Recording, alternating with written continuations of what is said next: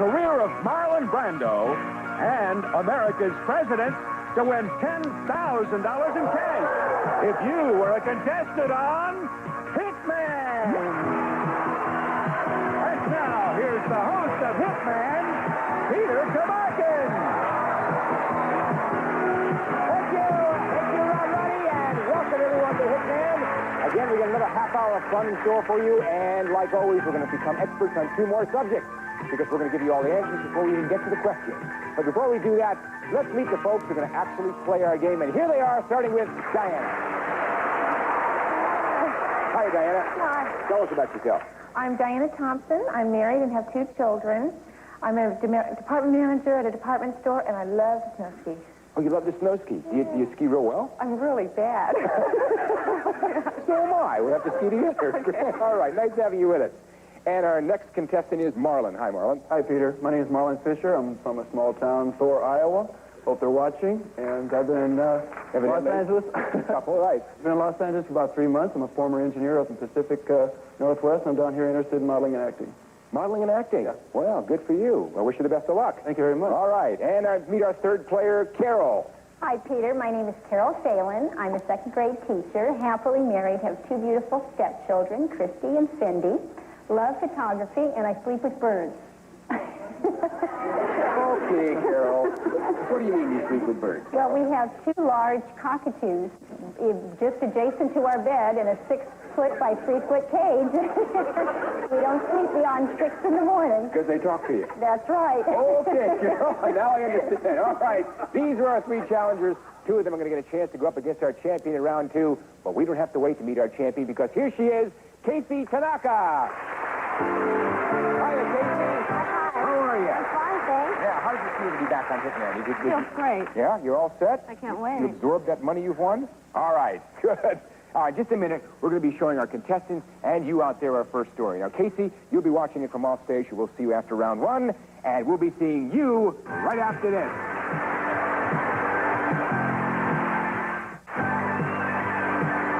All right, let's get on with our show. Now, I promised all of you, before we ask any of the questions, we'd give you all the answers. But all the answers are in the form of a story. And all the questions we ask are going to be based on that story, the story of Brando. Give him a hando. When we think of Hollywood stars, we picture limousines and jewelry and life in the fast lane. Marlon Brando has always taken a different road.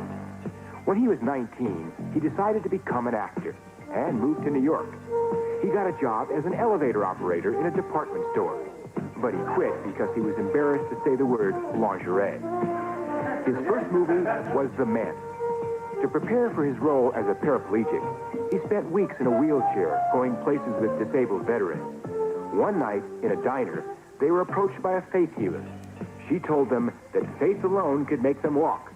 Brando stood up, and the woman fell to the floor. Despite his excellent performance in The Men, he was not given a nomination for the Oscar. Perhaps that was because he wouldn't play the Hollywood game. When a reporter asked him if he preferred a bath or a shower, he said, "Neither. I spit at the sky and run under it." That was easy for audiences to believe after they saw him play Stanley Kowalski in A Streetcar Named Desire. Hollywood columnist Luella Parsons called him the slob. Then again, he called her the fat one. Soon he won his first Oscar for On the Waterfront. He played Terry Malloy, an ex-prize fighter, and became famous for mumbling the line, "I could have been a contender." Brando did a lot of private mumbling after he starred in the remake of Mutiny on the Bounty. It cost $20 million and was such a flop, Brando became known as box office poison.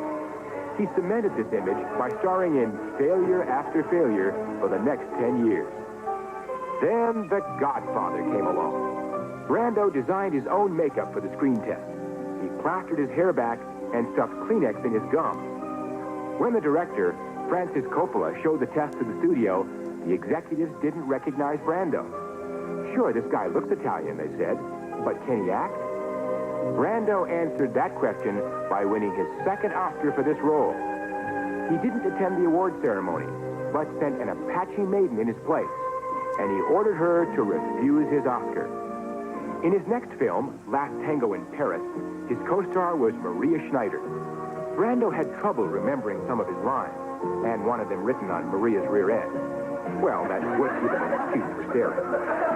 The producers of the movie Superman wanted him to play the part of Superman's father, Jor-El. Brando held out until they made him an offer he couldn't refuse.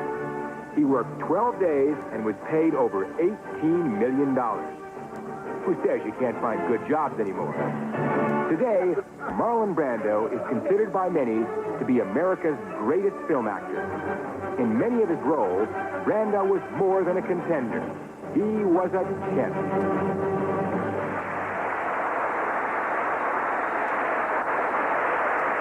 Okay, well, that's our first story. So our game is played in two very different rounds. In round one, our three challengers will be fighting it out in order to determine which two of them are going to go on to do battle with our reigning champion later on in round two. And we make that determination by running a little race. Whichever two of you crosses the finish line first will be the two who go on to meet our champion in round two. Unfortunately, the third place finisher will be out of the game. And can you guess what question I just did? I will guess not. Okay, glad it wasn't a question. Everybody get your hands on your buzzers, because here comes the real first question. Here it is. For what film did Brando win his first Oscar, Diana? On the Waterfront. On the Waterfront's right, and Diana pushes out of the gate. When asked if he preferred a bath or a shower, what did Diana? Neither. He preferred to spit in the sky. Yes, you did finish it, and he did spit in the sky, right. Okay, Diana, that puts you two ahead of Marlon and Carol. Here's the question. Who co-starred with Brando in Last Tango in Paris? Carol. Schneider. Schneider is right. Carol moves out. What type of role did Brando play in The Men? Diana. Gay. Pardon? Was it gay?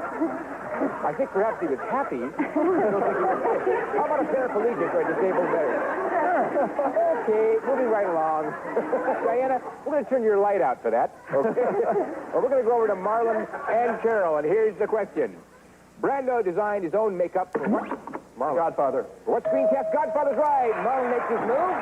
And we're going to bring Diana back in the game. It's okay, Diana. Everybody back in. Here's the question. Brando starred in the remake of what film? Carol. Mutiny on the Bounty. Right. Mutiny on the Bounty. And Carol moves up. Tied with Diana. Brando played what character in Streetcar Named Desire? Marlon? Stanley Kowalski. Stanley Kowalski is right. Three-way tie. Who approached Brando in a diner while he was preparing for The Men? Carol. Faith Healer. Faith Healer's right. Carol forces in the lead. What job did Brando once have? Carol. Elevator operator. Department store elevator operator is right. And Carol forces into the lead. And not only that, one step away from being our first winner. This question could put you over, Carol, if you buzz in and if you answer it correctly. But you got Diana and Marlon to contend with. Here it comes. What was the name of Brando's character in On the Waterfront?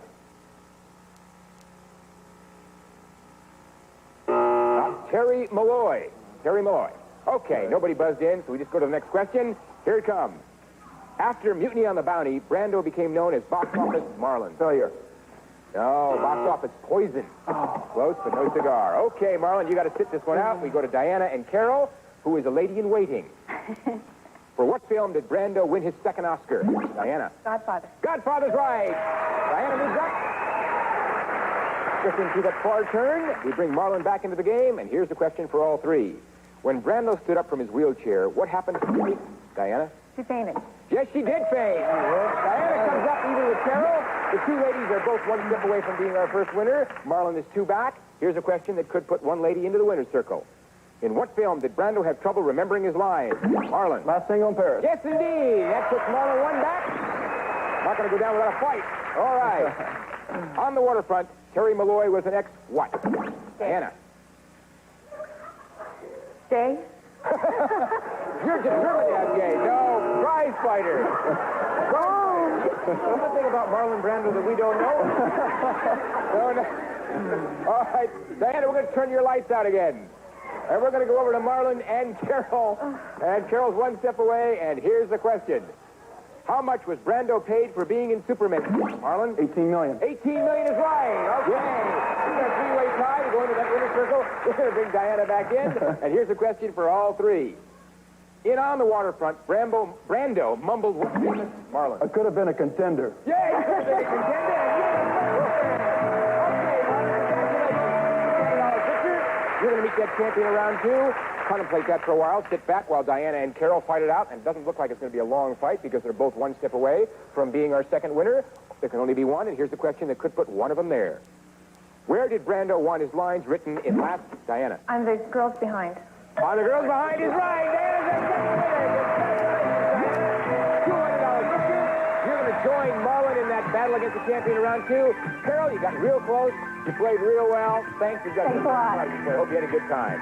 Good. All right. We'll be back in a moment to see just how well our two challengers do battle against the champion in round 2 right after this. Okay, we're back to round 2 of Hitman, and we've got Marlon ahead of the game with $300 and Diana ahead with $200. Marlon, I got to ask you, with a name like Marlon, we just did Marlon Brando. Were you named after him? No, I wasn't. Matter of fact, my parents' name is Merlin and Marlin, so it kind of came out that way. Combination thereof. Yeah. We're ready for round 2, and it's played entirely differently from round 1 because in this round, the challengers attempt to unseat the champion. Therefore, let's meet our champion one more time, our champion of one day, Kacey Tanaka. Hi, Kacey. Hi, Peter. How are you? I'm great. Ready to go? Yeah. Ready to take on these two challengers? Yeah. Okay. If you're ready, we're ready. For round 2, we see a brand new story, and that is our president. Just regular guys. With today's high unemployment, you might like to know that there's one terrific job that opens up every 4 years. It's the head of the biggest business in the world, the U.S. government. The job, of course, is the presidency of the United States. The basic requirements are that you're over 35 and were born in this country. The pay is great. You make $200 grand a year and get another $90,000 in expenses. Also, they throw in a fleet of cars, a plane, a yacht, and a real nice house. It used to be called the Executive Mansion, but Teddy Roosevelt officially changed the name to the White House. What kind of men had this job before? Well, 7 of our presidents were born in log cabins. And 8, Lyndon Johnson, said that he was, but he just made that up. The favorite presidential pet is the dog. Lyndon Johnson raised beagles. He raised this one right off the floor. Johnson said the dogs didn't mind, but he might have been making that up, too. Speaking of tired ears, William Henry Harrison delivered the longest inaugural address ever. It was an outdoor speech and lasted over an hour. It wasn't just the audience that suffered. Harrison caught a cold, and it developed into pneumonia. On the other hand, the shortest inaugural address was given by George Washington. It lasted only 2 minutes. When Richard Nixon was in school, he had a job where he really had to talk fast. He worked at the Slippery Gulch Rodeo as the barker for the Wheel of Chance. Calvin Coolidge was a president who had a strange sense of humor. He liked to press all the buttons on his desk and then hide behind his door. After the secretaries, aides, and Secret Service men ran in, Coolidge would pop out and say, "Just wanted to see if everyone's working." Herbert Hoover sometimes acted even stranger. He and his wife would often speak to each other in Chinese so that White House guests couldn't understand them. Truman, on the other hand, spoke plainly. When a Washington Post critic panned his daughter singing, President Truman wrote the man a note. "I never met you," it said, "but if I do, you'll need a new nose and supporter below." President Kennedy was a bit more sociable. He was famous for the parties he gave around the White House pool. When the less fun-loving Richard Nixon took office, he had the pool converted into office space. Some presidents make big mistakes, like when Gerald Ford was president and Queen Elizabeth came for a state visit. As Ford swung her out onto the dance floor, the band played "The Lady is a Tramp." But nobody's perfect. After all, presidents, like you and me, are people, too.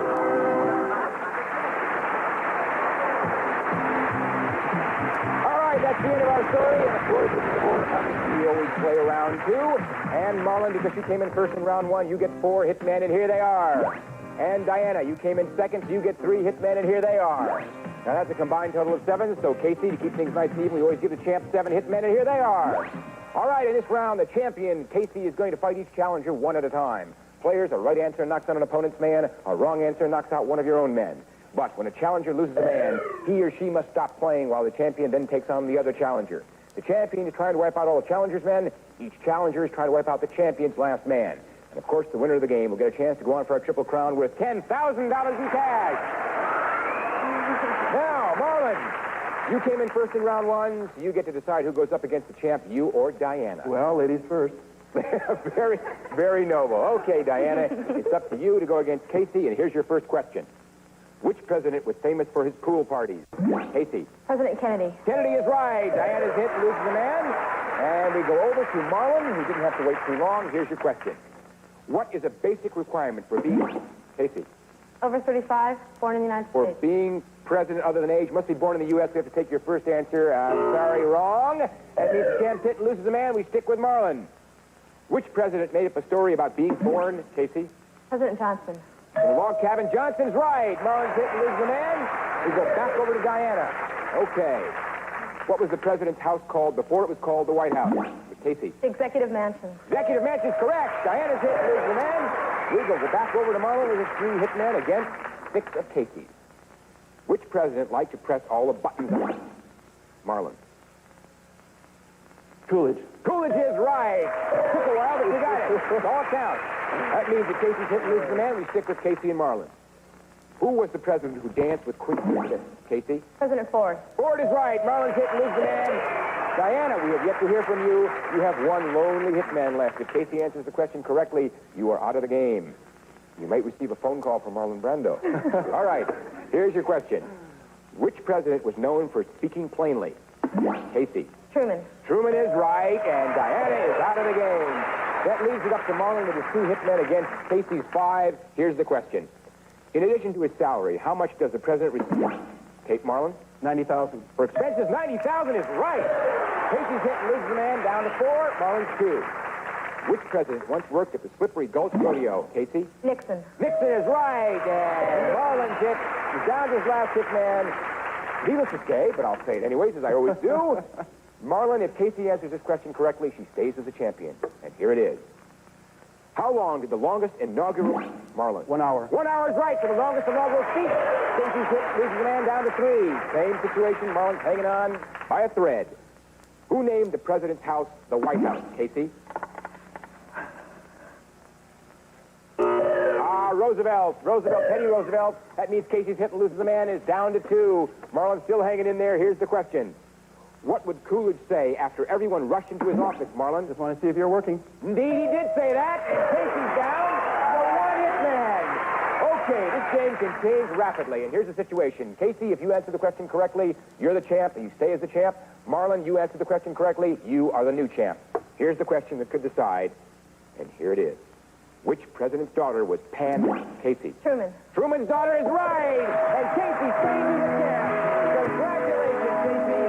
What a battle. Right down to the wire. Well played. Diana played very well. You got yourself $200 for round 1 and a little bit of notoriety on the way. Thank you, Diana. And Marlon, you couldn't have come any closer. Right down to the last question. You played well. Good luck with your career. Thank you. And Kacey, as the champ, you know where you're going. You're going to have another opportunity for our Triple Crown with $10,000 in cash. We'll see if Kacey can do it right after this.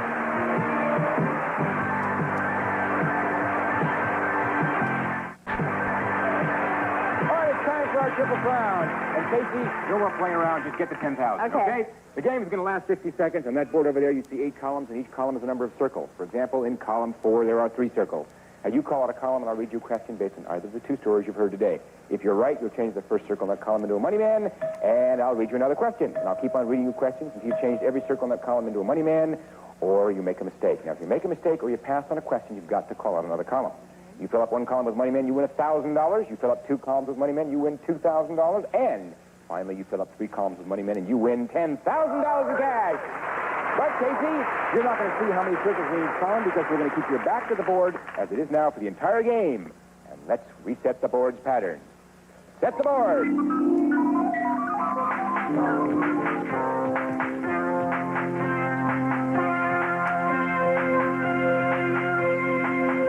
The game and the clock will begin when you call out your first column. And Kacey, the best of luck. Column 3. 3. What is the favorite presidential pet? Dog. Right. Who did Brando send to refuse his Oscar? An Apache maiden. Right. What did Luella Parsons call Brando? The Swab. Right. There's your first column. Another. Column 4. 4. Who delivered the shortest inaugural address? Washington. Right. Why did Brando quit his elevator job? He was embarrassed to say lingerie. Right, there's your second comment. Another. 5. 5. Brando decided to become an actor when he was how old? 19. Right. Who directed The Godfather? Pass. Column 6. 6. What was Brando's first movie? The Men. Right. How many presidents have been born in log cabins? 7. Right. What is the minimum age required to be president? 35. Right. What is the base salary of the president? 200,000. 200,000. Right enough. 10,000.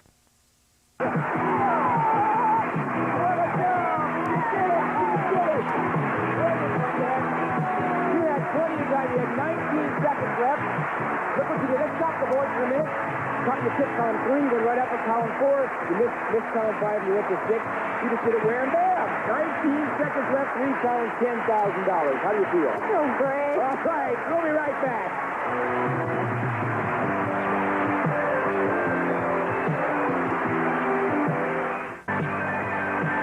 Congratulations, Kacey. That's $10,000 on Triple Crown added to your previous total is a grand total of $12,300. All right, you're in the money. We're out of time. We'll see you next time on Hitman. Bye-bye.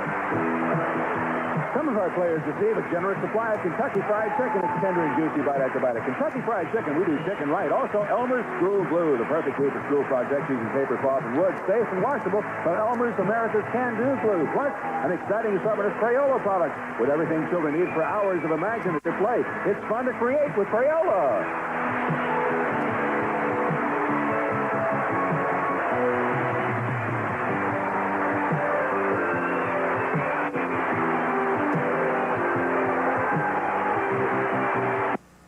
Get the latest scoop about what's happening in the world of show business on Entertainment Tonight, Monday through Friday, 3:30 and 7:30 p.m. here on KRON TV, Channel 4.